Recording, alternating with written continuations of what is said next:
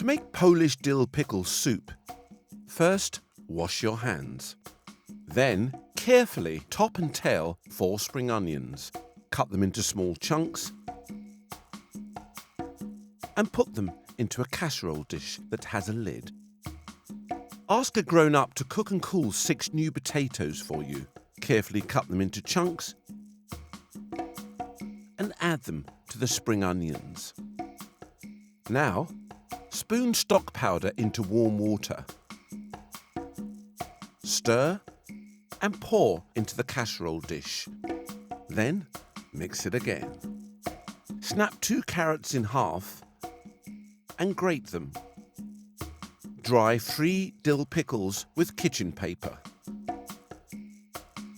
Carefully cut a few slices from one of them and save for later.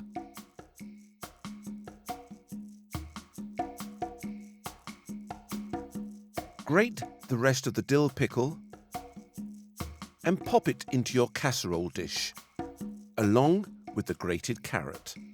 Mix it, mix it, mix it. Now pop the lid on. Then ask a grown-up to put it in the oven for you.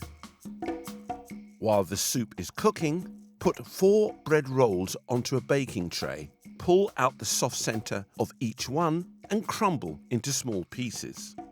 After the soup has been in the oven for 15 minutes, ask a grown-up to take it out of the oven and add the crumbled bread pieces. Now they can mix it, mix it.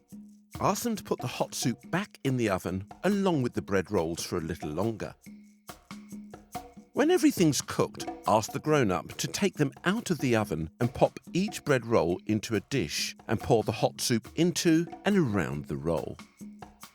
Top with cream, a slice of dill pickle, and when the soup is slightly cooled, it's ready to eat, and boy, it looks and tastes delicious.